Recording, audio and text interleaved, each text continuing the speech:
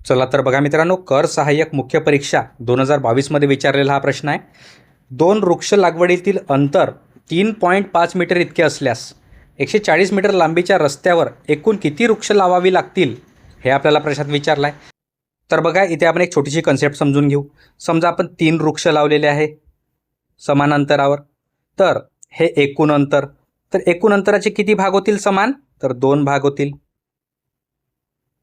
म्हणजेच हा एक भाग आणि हा एक भाग, आणि जेवढे भाग त्याच्यापेक्षा एकने जास्त वृक्ष, म्हणजेच किती? 3 वृक्ष असेल.